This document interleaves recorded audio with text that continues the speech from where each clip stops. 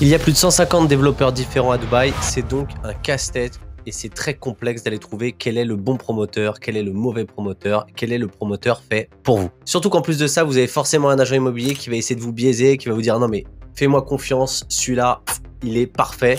Alors que vous en savez rien, vous n'êtes pas sur place. Du coup, comment faire? Dans cette vidéo, le but, c'est de vous aider. On va donc voir différentes choses. Dans un premier temps, on va voir les différentes catégories de développeurs. Dans un second temps, on va aller voir quel est le standing de chaque développeur. Est-ce qu'ils sont luxe? Est-ce qu'ils sont premium? Est-ce qu'ils sont mass market? Ces choses-là. Dans un troisième temps, on ira voir, ok, mais selon qui vous êtes et votre stratégie, vers quel type de développeur aller. Et pour finir, je vous ferai un récapitulatif des développeurs qui sont des développeurs pépites pour moi. Ok, maintenant rentrons directement dans le vif du sujet, à savoir quelles sont les catégories de développeurs. Il y a deux façons de quadriller les développeurs. La toute première, c'est tout simplement de différencier ceux qui sont des master développeurs, comme ici, de ceux qui sont des niche développeurs. Master développeur, c'est quoi? Master développeur, c'est un peu le niveau ultime d'un développeur, c'est-à-dire à force de construire des immeubles, à force de masteriser un peu ce process-là, on leur a laissé l'opportunité de construire des micro-communautés et potentiellement aussi de prendre en charge des quartiers globaux dans Dubaï. L'exemple simple, c'est Imar, que vous verrez, et qui est aujourd'hui en charge du développement de l'extension du centre-ville de Dubaï, qui est Dubaï Creek Harbour. Mais voilà, c'est ça en gros, c'est le niveau ultime, on va dire, d'un développeur. Donc en gros, on voit que tous les master développeurs, ils sont là. Donc on voit Miras, Imar, Shoba, c'est des gens qui ont tous développé des communautés, Damak, Azizi, etc. Et de l'autre côté, on a les niches développeurs. Les niches développeurs, c'est quoi? C'est tout simplement des gens. Imaginons demain, on va dire par exemple, Nahils est en charge de Jumeirah Village Circle. Il va mettre en place le quartier et il va vendre des plots à des niches développeurs qui, eux, vont construire des immeubles dessus. Et dans ce cas-là, ces gens-là, on les connaît tous. Il y a du Ellington, il y a du Imtiaz, il y a du Bingati, il y aura du Leos, enfin tous les promoteurs que vous connaissez déjà. Donc déjà là, on a un premier axe de lecture pour savoir qui est qui et qui fait quoi. Maintenant, le deuxième axe de lecture, qui peut être intéressant aussi pour les gens quand ils souhaitent acheter, c'est de savoir aussi est-ce qu'ils sont privés, semi-gouvernementaux ou gouvernementaux.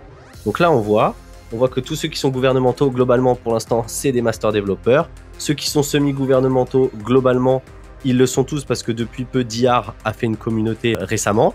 Et dans le privé, on voit qu'il y en a certains quand même qui ont réussi à devenir des master développeurs, tels que Damak, Azizi, Enchama. Et on voit que sinon, le reste de la plupart des privés sont dans du niche développeur.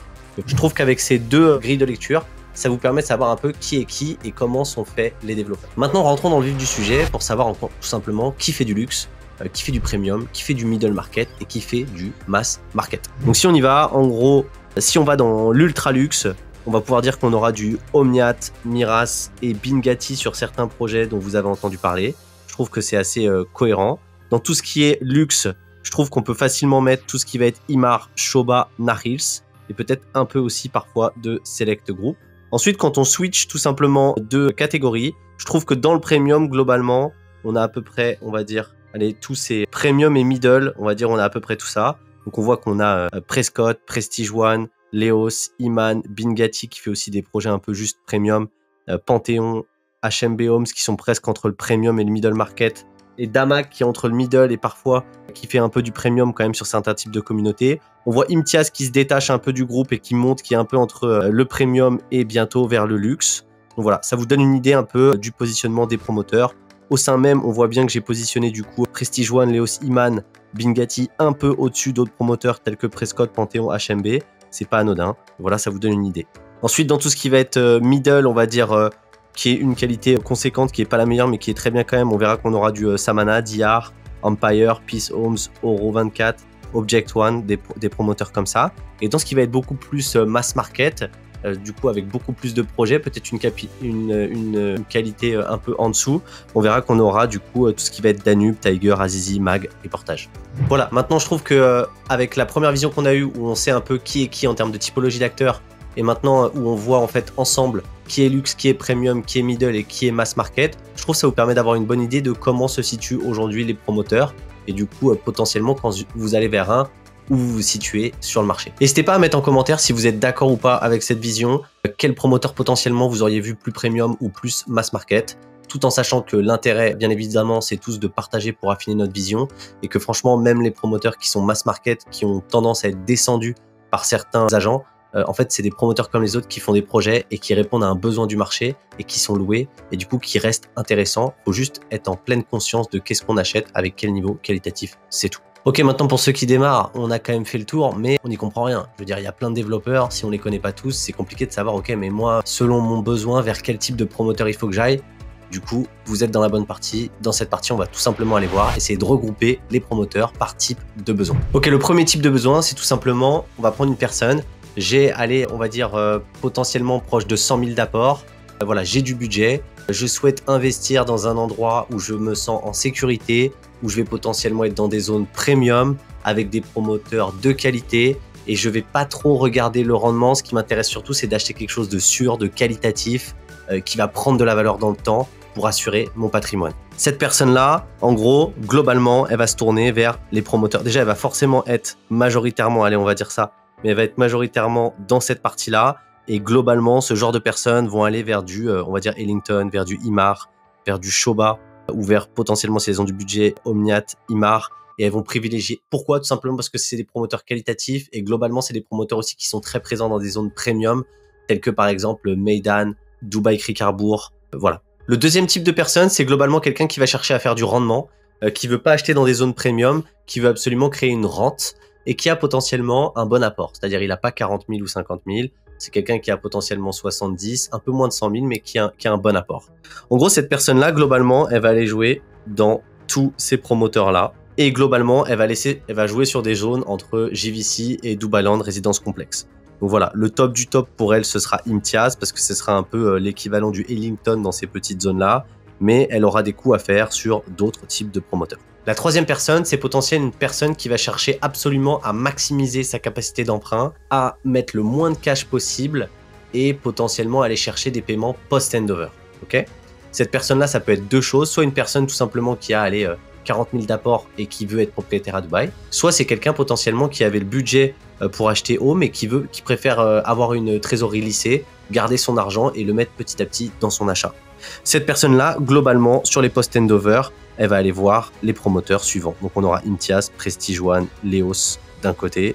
On aura Panthéon ici. Et ensuite, on aura Prescott dans certains cas.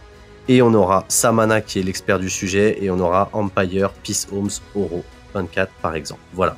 Ça, c'est tous les promoteurs qui proposent dans certains cas des paiements post-handover et qui permettront à des personnes, soit qui auraient pu acheter tranquille, de pas mettre toute leur trésor tout de suite, de juste mettre 70 000 d'apport sur un one bed et de payer ensuite, ou 40 000 ou 50 000 sur un studio. Donc voilà, c'est une proposition intéressante et qui peut plaire à certains types de personnes qui préfèrent se dire, ok, dans un cas, j'aurais mis tout mon argent sur un promoteur et je suis à sec, il faut que je fasse des efforts et que je mange des pâtes pendant 2 ans. Et dans l'autre cas, je peux vivre tranquille avec ma famille, faire des sorties et en même temps, je vais être propriétaire à Dubaï, tout simplement. Et le dernier type de personnes, c'est des gens qui potentiellement vont chercher beaucoup du prix, potentiellement le meilleur rapport qualité-prix, qui potentiellement vont se dire, ok, la qualité c'est pas grave, l'important c'est que ce soit loué, peu importe que ce soit loué à des Européens ou à d'autres types de nationalités. Et dans ces cas-là, effectivement, il y a des chances que ces gens-là, ils aillent vers des projets, des promoteurs mass market. J'en profite pour vous dire, si vous avez un projet à Dubaï ou vous avez des hésitations dans les promoteurs et que vous souhaitez échanger avec quelqu'un qui a une connaissance du marché, n'hésitez pas à me contacter sur WhatsApp. Je me ferai un plaisir d'échanger avec vous, de faire votre connaissance et d'essayer de vous aider de la meilleure des façons possibles. Par ailleurs, restez jusqu'au bout parce que comme je vous l'avais dit, je vous promets un petit top des promoteurs que je trouve les plus intéressants pour moi. Ok, maintenant rentrons dans le vif du sujet. Le but, c'est un peu de se mouiller et de vous dire un mot sur les promoteurs que je trouve intéressants et pourquoi. Le premier, on va faire un peu simple, c'est Imar. Pourquoi je trouve il intéressant? Valeur sûre sur Dubaï. Ce que je trouve très intéressant chez lui, c'est deux choses. Un, globalement, quand on achète sur Imar, on achète sur les quartiers de Imar et vu que c'est un énorme master développeur, on est sûr d'avoir une vie exceptionnelle. Donc, par exemple, les gens qui achètent à Dubai Creek Harbour, ils savent que ça va être une valeur sûre. Ce qui est très intéressant, c'est que vu qu'ils sont master développeurs et ils maîtrisent l'offre et la demande, et en fait, vous êtes sûr qu'il y aura une plus-value dans le temps parce que c'est eux qui maîtrisent les prix et qui les augmentent petit à petit et il n'y a personne qui peut faire concurrence. Donc voilà, valeur sûre sur des zones premium, je pense à Dubai Creek Harbour par exemple. Deuxième aspect qui est intéressant chez eux, c'est dès qu'ils lancent une communauté de villas. Au tout début, les prix sont souvent très attractifs et vu pareil qu'ils augmentent petit à petit, c'est un peu le plus gros player avec Damac sur les villas, donc aussi très très intéressant et vous avez la garantie d'avoir accès à une communauté exceptionnelle. Ils se contenteront pas de faire juste une belle villa, vous aurez des finitions exceptionnelles sur la totalité de la communauté et vous aurez vraiment quelque chose de qualitatif. En deuxième, je mets Ellington. Ellington, pourquoi? Parce que tout simplement, c'est une valeur sûre. C'est un peu le Apple, on va dire, des développeurs de Dubaï. Je trouve très intéressant pour un profil de quelqu'un qui veut la sécurité, qui est pas forcément rassuré par Dubaï, qui veut absolument placer son argent et mettre de la sécurité, faire en sorte que ça prenne de la valeur dans le temps, être sûr de vendre et surtout avoir de la liquidité. Ellington, c'est ça qu'on achète. C'est-à-dire qu'aujourd'hui, ils font des projets boutiques avec très peu d'unités, toutes un peu différentes, très demandées, très dures à avoir. Et du coup, Ellington, c'est quoi? On paye 30% au-dessus du prix du marché, mais on est sûr d'avoir de la qualité et on est sûr de le revendre et on est sûr de le louer. Bingati, ce que je trouve très intéressant, c'est un peu le Speedy Gonzalez des développeurs à Dubaï. Aujourd'hui, il y a plein de gens qui arrivent à Dubaï et qui font ouais, ils ont du cash. Et ils font, mais attends, moi, attendre 2 ans et demi, ça me saoule. Je préfère mettre de l'argent en France, ça se trouve, j'ai une rente. Alors ok, je me fais taxer, j'ai moins de renta, etc. Mais au moins, j'ai de l'argent tout de suite. Alors que sinon, j'immobilise pendant 2 ans et demi, ça m'intéresse pas trop. Ce type de personne-là, il faut absolument qu'il s'intéresse à ce promoteur. Pourquoi? Tout simplement parce que c'est celui qui livre le plus vite. En 1 an et demi, vous pouvez avoir des biens livrés. C'est très rapide et globalement, en plus, cash is king. Quand vous avez du cash, vous pouvez avoir des bons discounts dessus. Donc, très intéressant à ce niveau-là. Shoba, très bonne alternative à Ellington dans les zones premium, souvent située un peu en dessous niveau prix. Pareil pour quelqu'un qui veut sûr, qui veut louer, qui veut un truc qualitatif. Ce qui est intéressant versus Ellington, c'est que souvent ils ont des communautés. Donc vous achetez pas seulement un building, vous achetez un endroit avec plein de choses dedans. Je pense notamment aux communautés qu'ils ont vers Meydan. Le seul point, c'est moins de liquidité. Ils mettent tellement de biens sur le marché et c'est tellement du volume ce qu'ils font que vous pourrez pas revendre aussi, il y aura pas la même liquidité qu'un Ellington, c'est tout. Naril, c'est simple, ils vont pas faire beaucoup de projets, c'est souvent des master développeurs. Mais par exemple sur Dubai Island, attention, dès qu'ils sortent un truc, ils tuent le marché. Quand ils ont fait Bay Grove, ils étaient 20% en dessous des prix du marché et ils livraient un truc qui était accès plage vu sur la skyline de Dubaï. Donc ils sortent pas forcément beaucoup de projets, mais quand ils les sortent, c'est des très bons rapports qualité-prix. Donc pareil, très bien à checker. Miras, en fait, c'est tout simple. C'est comme si on poussait Ellington encore plus loin. C'est des choses exceptionnelles, c'est le top du top. Il faut avoir beaucoup d'argent, il faut avoir du moyen, mais c'est une valeur extrêmement sûre et vous êtes sûr d'acheter. Quelqu'un qui a beaucoup d'argent et qui veut vraiment acheter quelque chose de qualitatif, d'exceptionnel, sécurisé et vraiment au-dessus. Voilà, c'est eux. Enfin, il n'y a pas de question à se poser, c'est le top du top. Alors Damac, souvent assez critiqué. Moi, je trouve à tort. En fait, là où ils sont très intéressants, c'est globalement, ils ont des rapports qualité-prix énormes. Alors oui, la qualité est en dessous des mares, mais globalement, si on regarde ce qu'ils sont capables de faire en termes de volumétrie, de projets, ils sont aussi puissants qu'eux. Je trouve que sur les communautés de villas, ils offrent des rapports qualité-prix de dingue et des rentabilités de dingue. Donc on a beau dire que, soi-disant, et des capitalisations des plus-values de fou. Donc voilà, sur les villas, sur les communautés de villas, je les trouve monstrueux et la plupart des gens qui ont investi sur les débuts de leur communauté de villas, ils font des affaires de fou. Donc voilà, très intéressant à ce niveau-là. Imtiaz, promoteur avec 15 ans d'expérience dans la construction, 15 ans maintenant dans la promotion, un énorme niveau de design. C'est un peu le Ellington du premium.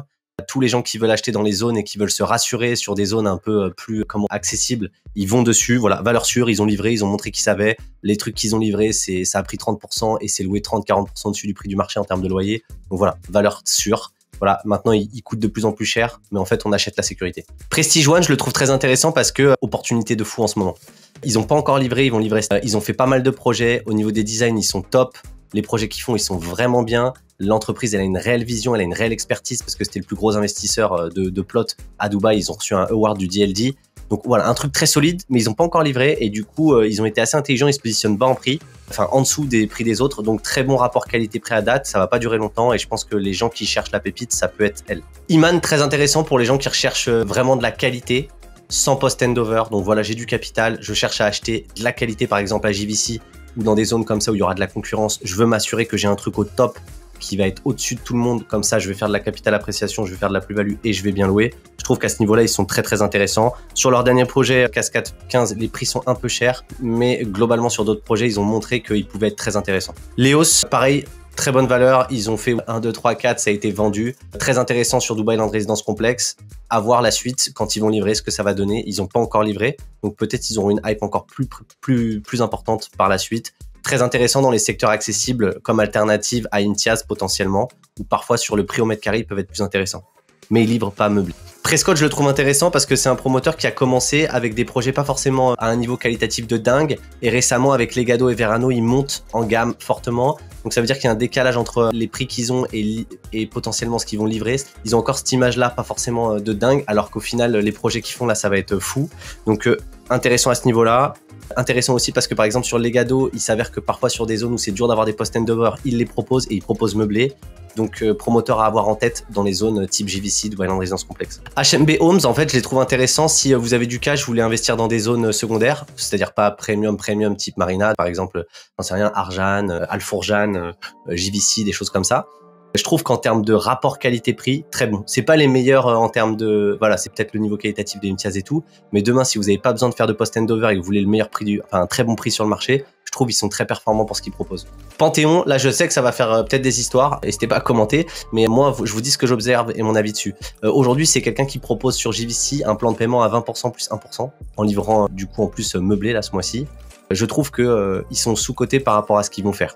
C'est-à-dire qu'en fait, ils ont lancé le premier projet, ils ont commencé tranquille, et je trouve que vous regarderez l'évolution de leur projet entre Élysée et Maison Élysée 3, il y a une montée en gamme, je trouve. Les appartements témoins, il n'y a rien à voir, c'est beaucoup mieux. Et aujourd'hui, par contre, si vous demandez à pas mal de brokers, ils vous diront que globalement, la qualité Maison Élysée, Panthéon, c'est pas fou.